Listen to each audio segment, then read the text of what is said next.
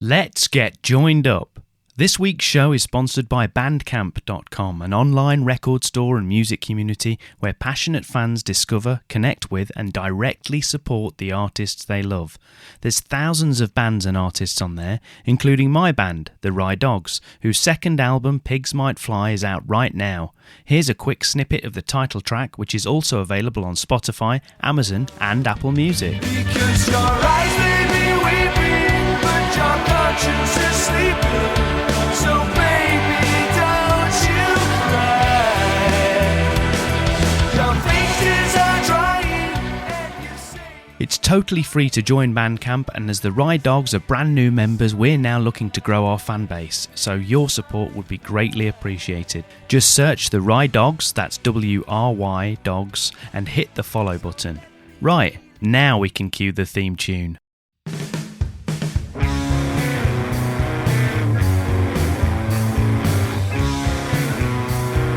Joined up writing.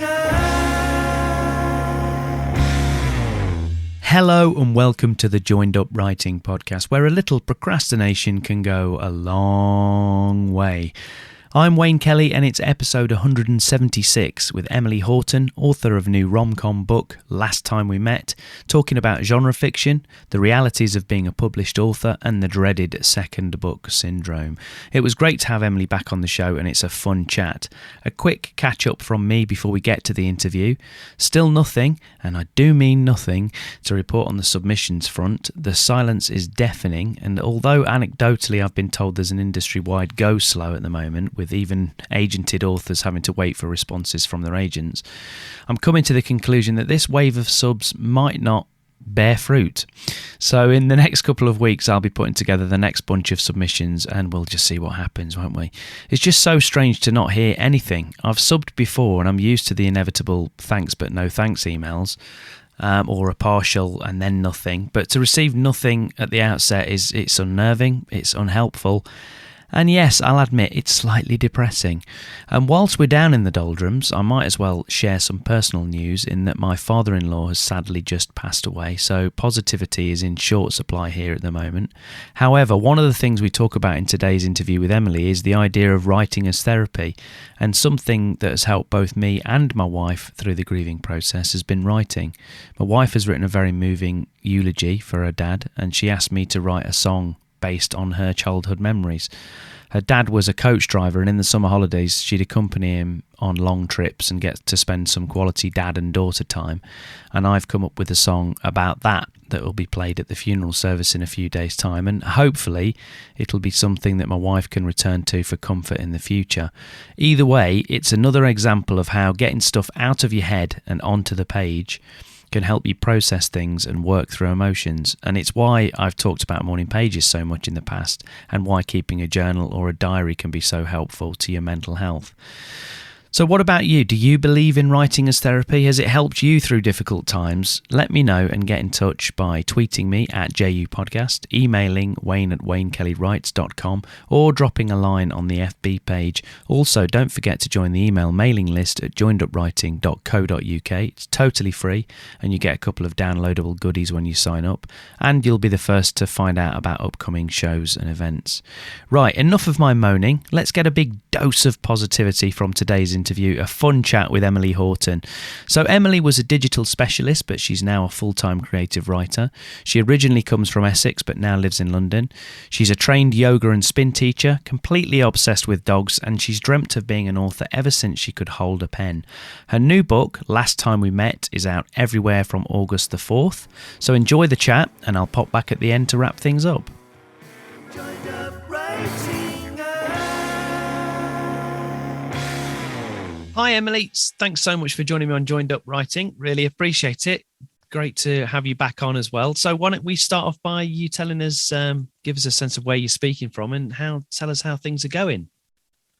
Yeah, hi, thank you for having me back.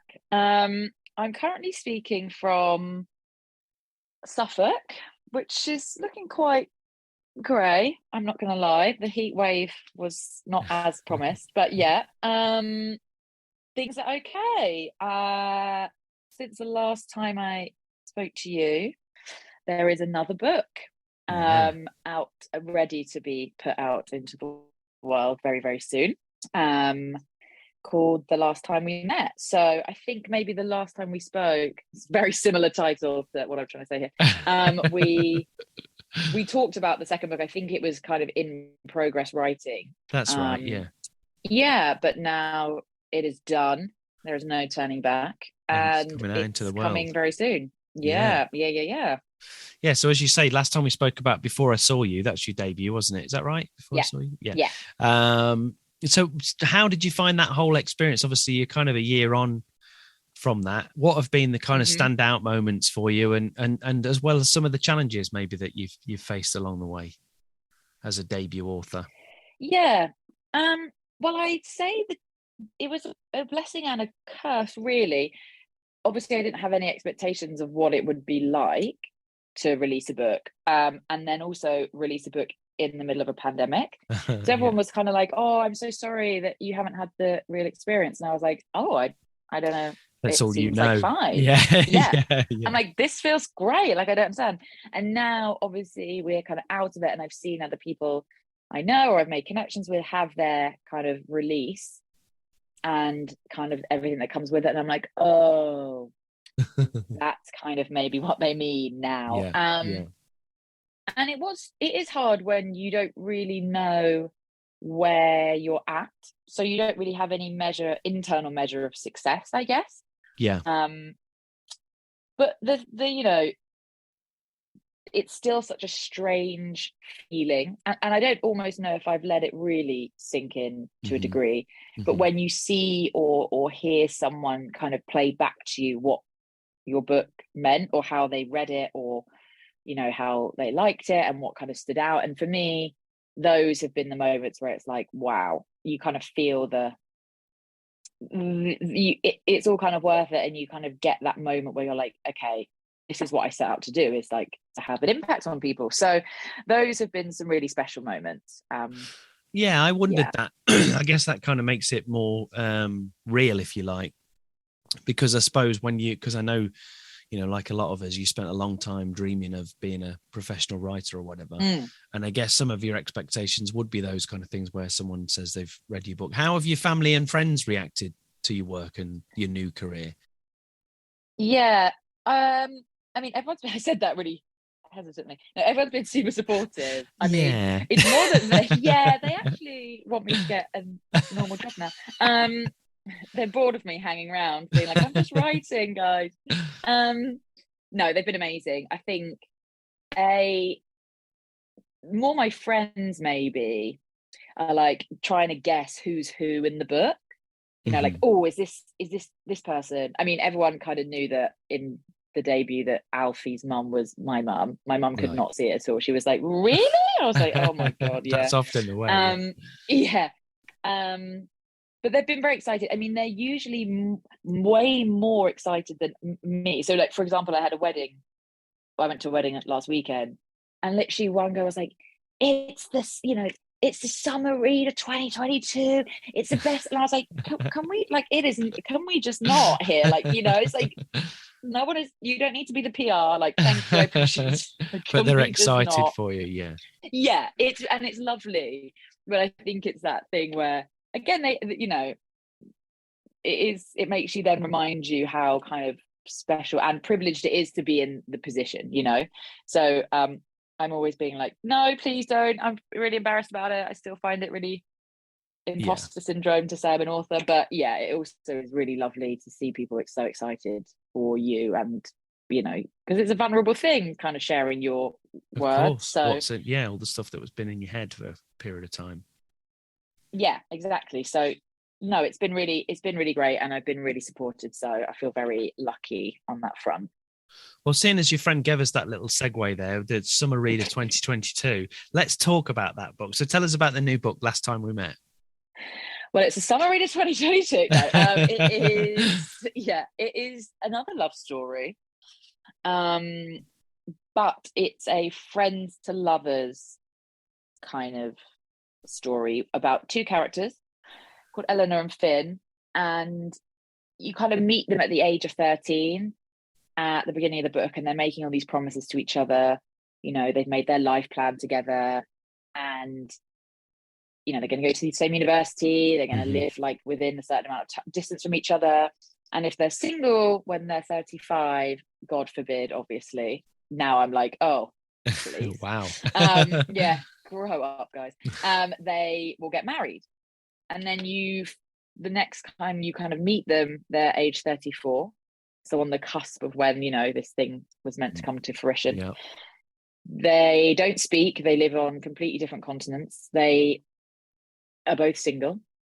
And you follow their journey as through unexpected and slightly unfortunate circumstances, they come back into each other's lives.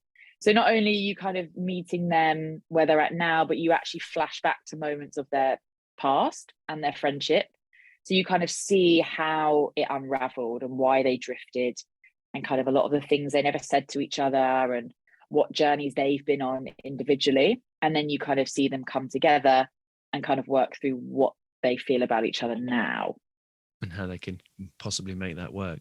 So it's a great setup. So can you remember what sparked the initial idea? I mean, surely, Emily, you'd never enter into one of these packs yourself. Oh, well, interestingly enough, when I told my friends about it, they were like, oh, we have one of them, don't we? And I was like, oh gosh, how many of these have I made? With whom? Well, I remember the second book was really hard. I mean, everyone says that I've spoken to is like, the second book is really, difficult. And I was like, yeah. I've got loads of ideas. And then all the ideas were like, yeah, they're great, but it's not quite what where we want to write. I'll come back to that. Yeah, because that's something else that's come up here before. Yeah. Yeah. And so then I was like, well, I don't have any ideas. Like, what am I going to do? And I remember my editor gave me an amazing piece of advice, and she was kind of like, especially in this genre, think about those problems, or the humans' greatest desires and also their greatest fears. And then I was just thinking about, we have this fear of being on our own, and then what do we all do to try and protect ourselves from that? And it kind of hit me. Originally, the book was meant to be more centered around the kind of marriage pact idea. And so I was kind of like, probably most people we know have had a conversation or actually gone through and made one with their friends, because there is this real stigma or fear of being on your own from a certain age onwards. So that was kind of the germ of the idea. And then from that, this kind of separate story, still linked, but, less of a focus on that pact, but still present, kind of came through. And that central idea of giving ourselves some kind of milestone to make something happen, as you said, lots of us do that, not necessarily with marriage pacts, but with all sorts of different things. And sometimes it can be positive, but sometimes it can also create pressure. Was that one of the things that you wanted to talk about? Is that based on personal experience for you? I think, well, yes. I mean, I do that all the time. And I think I kind of wanted to, and I think it's kind of a theme in all my books, and I want to keep it a theme in all my books, is it's a love story, and it's also not just about the love story. So I wanted it to talk about that fear of being on our own, and what does it mean if we haven't achieved certain things by the time we're a certain age. And that's definitely, as well for me, being single in their 30s, it comes with a lot of, maybe less so now, comments, but there's definitely this unspoken pressure feel. You definitely feel as everyone's kind of pairing off and marrying, and your friends and you're, and also stepping out of a corporate world at this age where it's a bit of a risky time. It's all about safety, security. I kind of took a different path, which again goes against the majority of society's expectations. So it's following those characters as they try and navigate their own version of what they want their life to be, because I do think there's a huge amount of pressure to follow certain steps at certain times in our lives, and often it feels very scary to go against that. Do you find, like, through writing this book, and as you say, it's kind of a central theme with sounds like through your work in general, but did you find that kind of writing through it kind of helped you personally? I mean, obviously some people believe that writing can be a kind of therapy? You know, what do you Yeah. do you get out of it from that side of things? Does it help you work through things for yourself, do you think? Yes, a bit, maybe, but yes. Well, obviously, I'm finding yes, but only when I reflect back. With the So in caveat, in the moment when I'm doing it, I'm not necessarily thinking that, but then yeah, when I look back, I'm like, oh, this was a lot of either kind of that's my what I was experience. Or writing about. Yeah. Yeah. I And I think remember that's, actually, sorry, go on. oh no, I was just saying, I remember actually once I was moaning to my friend about being single, and then she quoted me a line from this book back to me, being like, "Remember what you wrote?" And I was like, "Oh God, I don't even know how to deal with that." It's like being single isn't a disease. Like you won't, it's not a life-threatening disease. Like get it. And I was like, "Oh no, I can't have that." But yeah, it really helped me. I was like, "Yeah, remember what I write and why I write it." In those moments. Definitely. And I think that with writing in general, it's kind of to a certain extent it's reflected in the way that we draft books. You've got your first draft. It's almost like you're writing, it's coming from somewhere else, the first draft often, Yes. subconscious or whatever, or ideas that have been floating around for a long period of time. And it's only when you finish the first draft and you go back to look at it again, to revise it or edit it or whatever, that's often when you go, oh, that's what I was writing about. Even sometimes I think when you start off thinking this is what I'm writing about, or I want to write a book about this, but then when you've actually finished the first draft, you're like, no, well, it's actually about this. Yeah. And I think that is also the beauty of writing, not without a structure, obviously having a point in mind, but having that freedom, because sometimes you don't really know actually where it's going to end up, and actually it ends up in a place that's much better than, or much more honest and authentic than when you started. And I definitely found that I kind of had a point during book 2 where I felt like I was only writing if it was for something, or like if someone had given me a deadline. And it's like I kind of stopped writing just when I wanted to write something, or when I felt really passionate about something, or I had something on my mind. And I think for me, it was coming back to trying to get more into that practice. Because then it just makes it's writing for you first, sort of thing. Yeah. And then, from that, probably ideas come anyway of different books or different ideas. And, if you just wait for it, it doesn't really, it's a bit stagnant. Yeah. So you kind of alluded to the difficult second album syndrome that obviously lots of people talk about. Yes. And I've got a close writer friend at the minute that's kind of going through very similar things. I mean, she's essentially more or less written sort of 4 books and trying to get the second book approved. She's got a 2-book deal, and it sounds similar. I mean, I'm not saying that it's exactly the same, but it sounds similar from the point of view, she kind of had a book that it wasn't finished, but it was kind of well on the way, that she'd already got, that she thought, well, that's book 2. Yeah. And then it was like, they sort of read it and were like, no, this isn't similar enough to. Especially, I think this thing with it as well, I think particularly if you're writing in a certain genre or whatever, but it's like if they've had the first one and they really, really like it, it's almost like, I'm not saying that they want an identical thing, because obviously that wouldn't work, but they want something that ticks all the same boxes in their mind, whatever that looks like.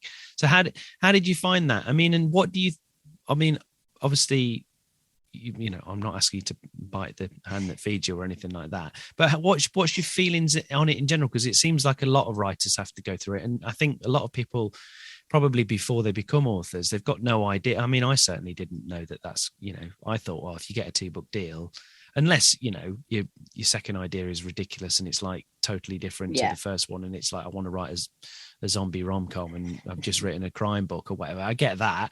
But if it's kind of in the same ballpark, you would imagine, okay, I might have to pitch a couple of ideas, but the idea of actually starting to write something and then it still being rejected, I think would probably surprise lots of people.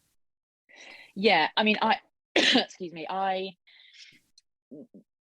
mine kind of was only at the idea stage. So and that was kind of difficult enough. I can't even imagine what it felt like, having put that much energy into something to it not feel not fit kind of their expectation. Because I also think for me, it was like, and this is the difficult balance, I guess, with most artistic endeavors, it's like they want you and what you have to say in your voice, and they need to make sure it sells and is commercially viable for them. So it's like they want the essence of you in a very particular version of you, which as an artist or someone that's creative, it can feel a bit like, you know, you change so much and what you have to say changes, and so it can feel quite difficult to wrestle with that. I mean, I think for me, I just was looking at it the wrong way. So I was going straight in with these detailed stories of what I wanted these characters to do, and I was missing kind of what's that one line hook, like what is the nugget of this book. And so when my editor kind of said, what are those deep desires or deep fears, find that and then the story comes. So for me, it was probably more of a change of kind of perspective at the way I approached it. And also I think accepting that there is going to be sacrifices if this is where you want to be in that kind of field. Like, you also trusting that if you have a great editor and a great team and they are only trying to make it better, I guess. And that for me in the editing process as well is, and also making sure that if you do, have those conversations with them to understand why it's not quite where they want it to be. Because as soon as I had that conversation, I was like, it makes sense. And now I understand what they need from me. So then it becomes more of a dynamic. But it is hard. It's hard because then I went into like, oh my God, maybe I'm never going to be able to write a second book. What if I don't have any ideas? And then that doesn't help anything, because then you're not even thinking in the right space to create anything. So yes, it's a tricky balance. And I can see it from their perspective, and I can see it from obviously the writer's perspective.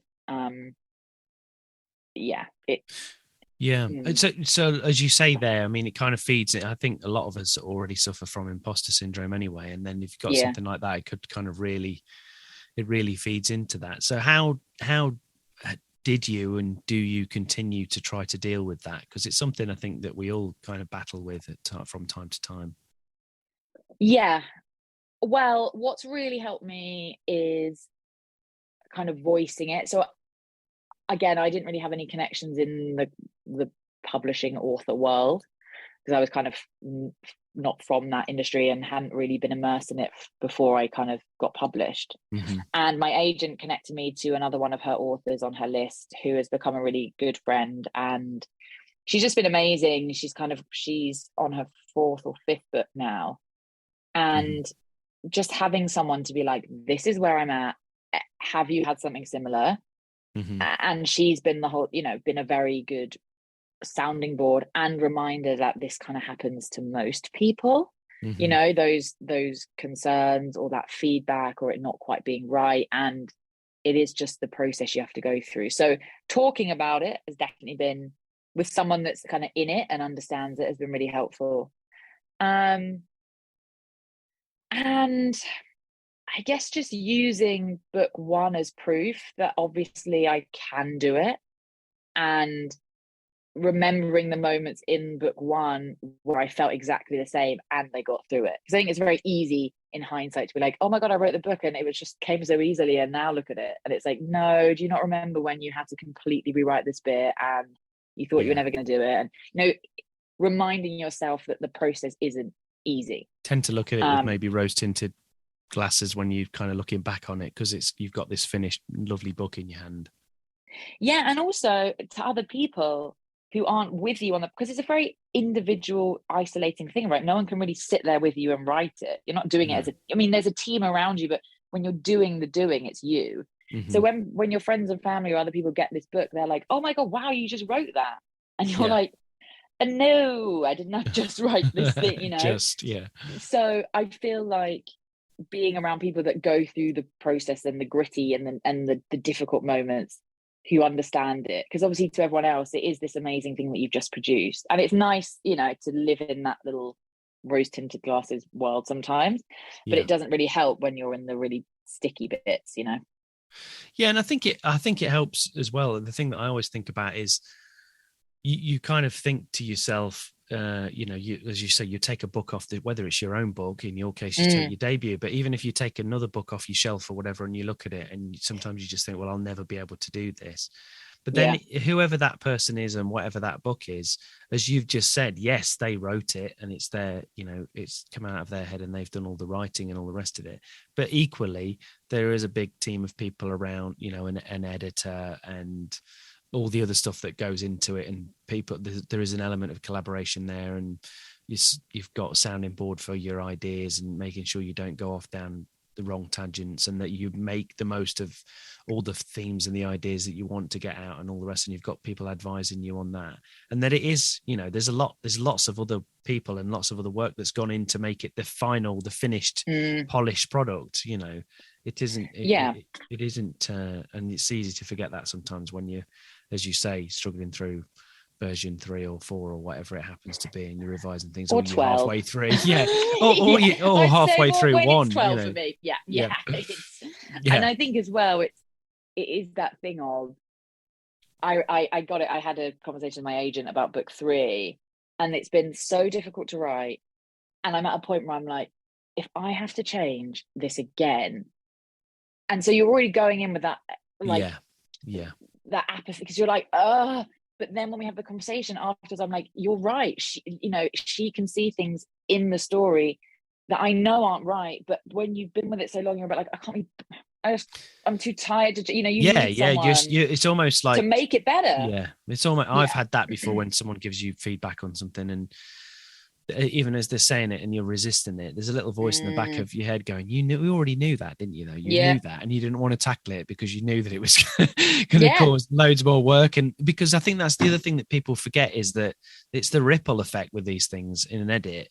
Often it's not just, change that one thing. It's change that one thing, which then leads to this, leads to this, leads to this, and it goes all the way through the manuscript. There's very few things where you just make one change and then go, oh, that's sorted. There are some things like that with line edits, but if you're talking about, I want to pivot slightly and stop focusing so much on that, and now it needs to be more about this, well, that's not a small thing. Task. No.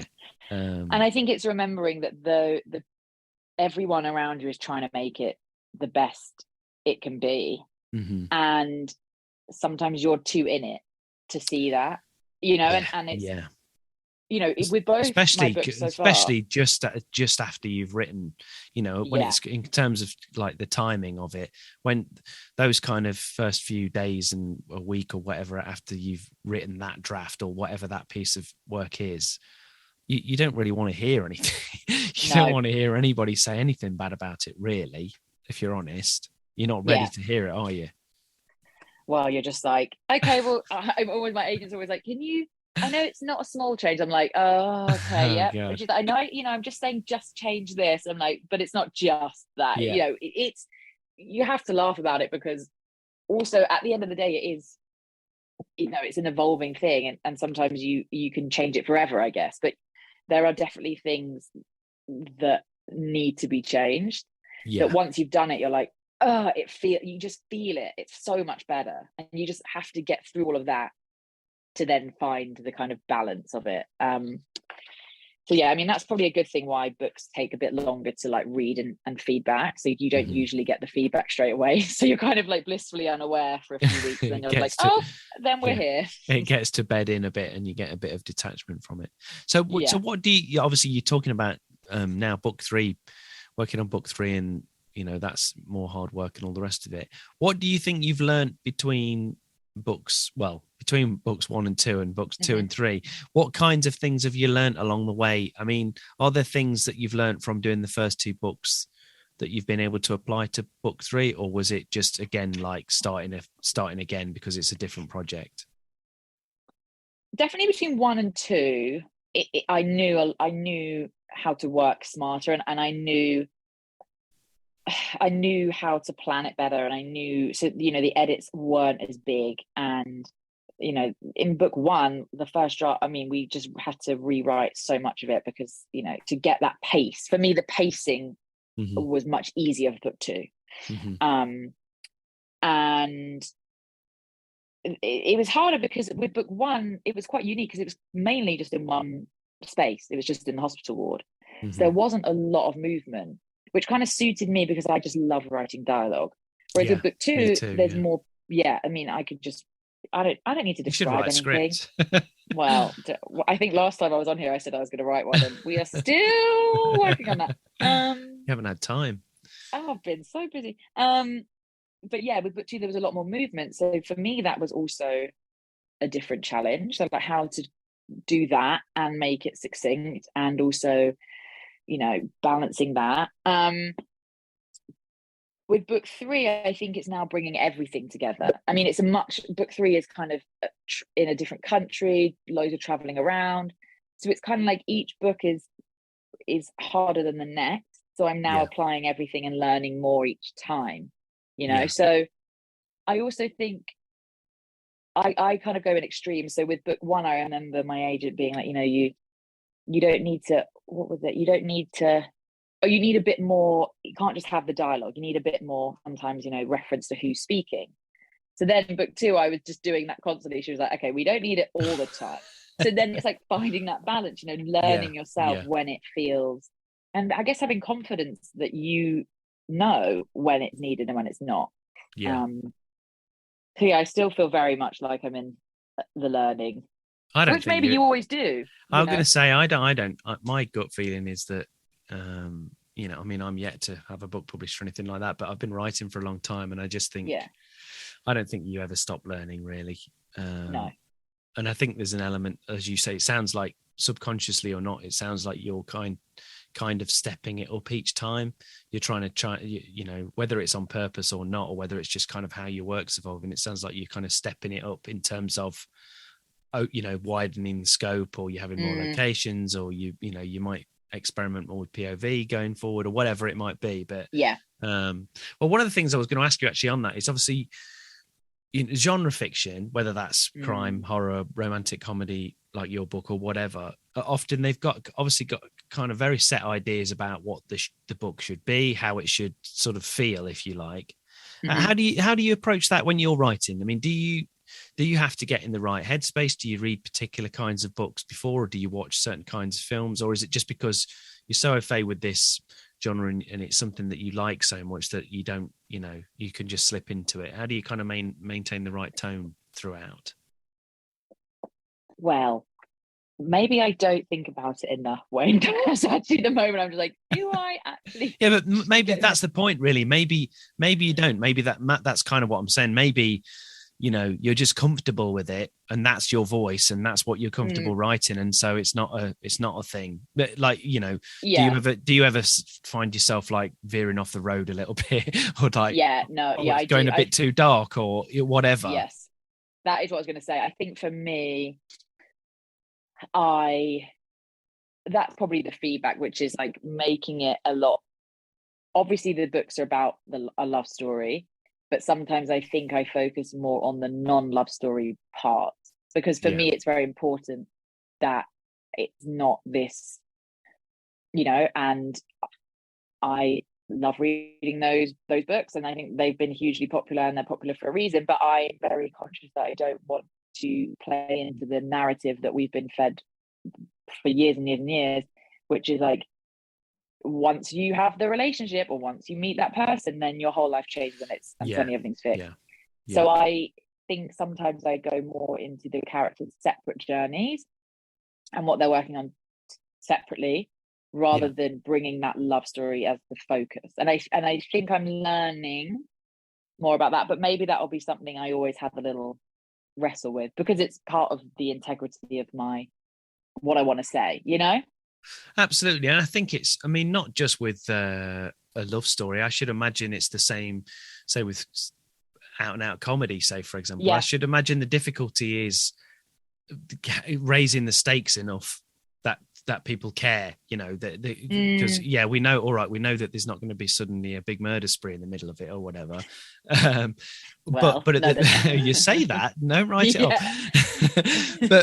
but at the same time, there's got to be kind of enough, the stakes have got to be high enough emotionally or otherwise that people give a damn, and they want to care, they care enough to be able to read all the way to the end to find out happens to the characters. So I guess it's that's where that's the real kind of struggle that you face. Yeah, and I think as well, like at the end of the day, the people picking up the book are picking it up for for a romantic comedy, right? Yeah, So that's what I was thinking. Yeah, they're expecting certain things. Yeah.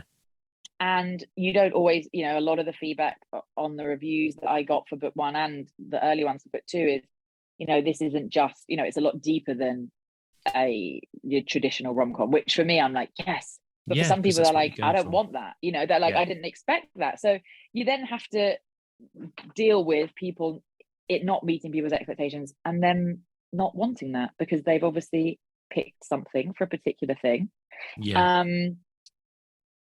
And also, remembering not your place, but also who's your audience, Yeah. How can you keep the love story at the center in my example and also honor the other characters as well? So there's always a balance. It's just finding that between yourself and then the rest of the team working on it, I guess.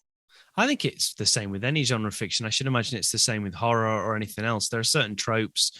There are certain things that you pick up that particular kind of whatever it is that you're into. You pick it up for a certain thing. You want it to press certain buttons, and if it doesn't press those buttons, then I mean, sometimes it might press buttons that you didn't know it was going to press, and you might think that's great. But equally, certain things, I think it's safe to say you couldn't admit certain things you can't get away with in whatever genre that is. So what if somebody was starting out and maybe they write a little bit on the side and they read a lot of this kind of genre, this romantic comedy type genre, what would be your advice to people starting out in that genre? Are there things they should bear in mind? Are there pitfalls to avoid, do you think? Focus on a love story. No, I think it also, it's so dependent on the story you're trying to tell, but I would say it's got to have a payoff. There's got to be payoffs.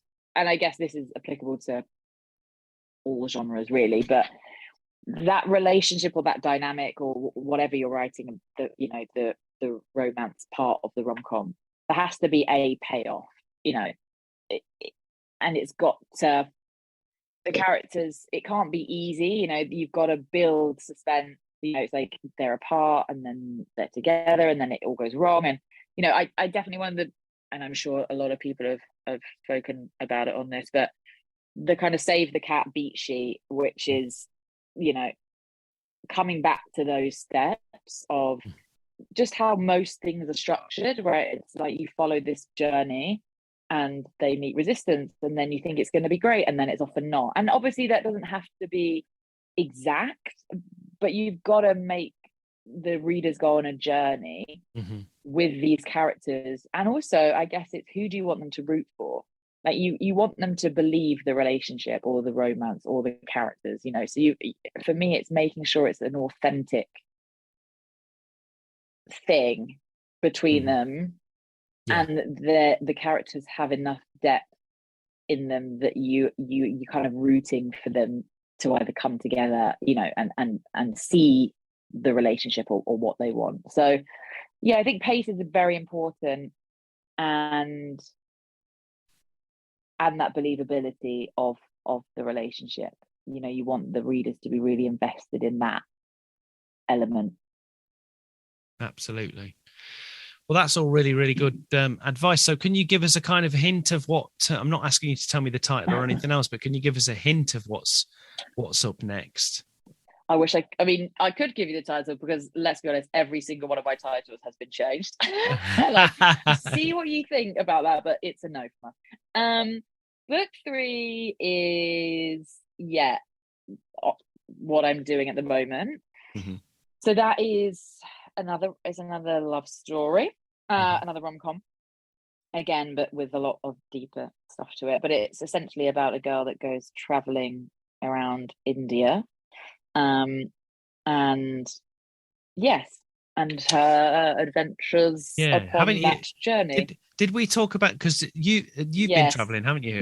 Yeah, I remember now. Yeah. This sounds It is not familiar. autobiographical. No, no, but write what you know to a certain extent. Yeah. So you've obviously got experience of that. I was thinking this sounds familiar. Yeah. I remember. Yeah, you talked about you'd done some traveling yourself, going around India. That's good that you could draw on that though.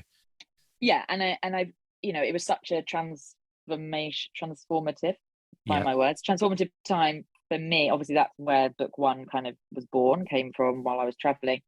And I think it's such a unique experience, and it's such a beautiful way to watch a character evolve, because it's such a hard experience, especially on your own. Uh-huh. And also I fell in love with India as a country, and I'd love to be able to kind of honor it and in any way that I can, because it is kind of a magical place. But it's tough, going out there on your own. And I think that lends itself very well to an individual transformation. And then when you bring in other characters and the love story, it just kind of, for me, is like, and it has some of my, it's my favorite, idea. Of course. So I just need to try and pull it off. Yeah.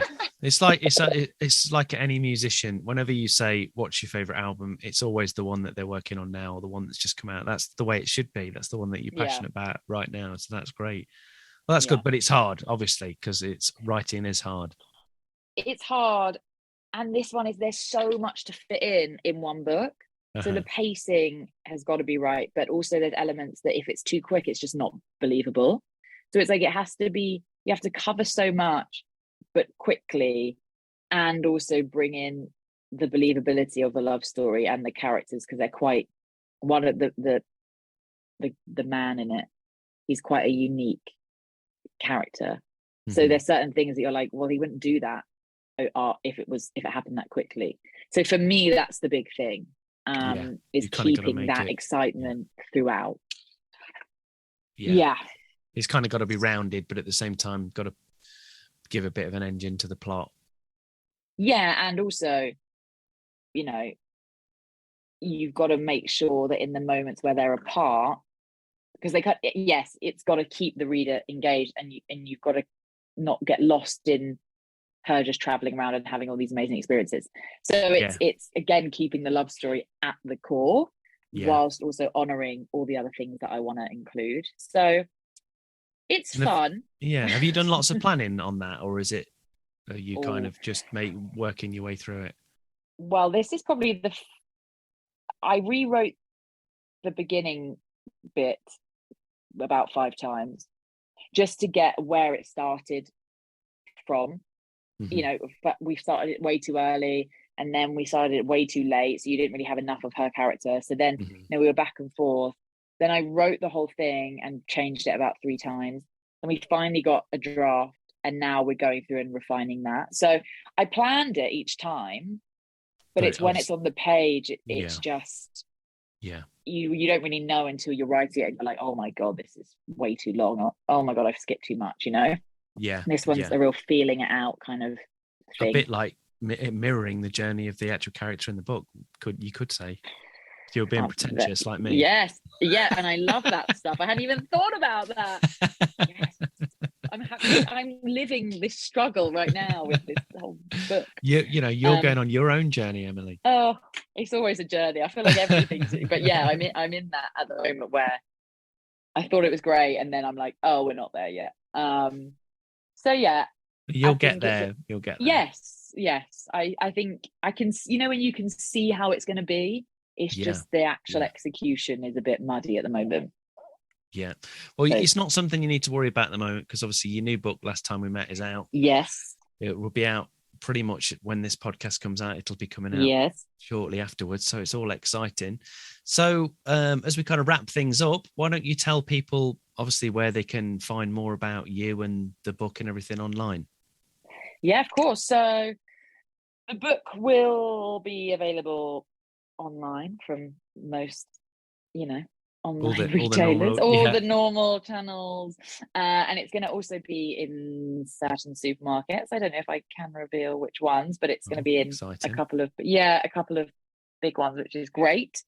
Hopefully with a sticker on it that says summer read of 2022? Oh, I'll go around and put them on myself. I'll make them myself because that's how much time I have on my hands to not do book 3.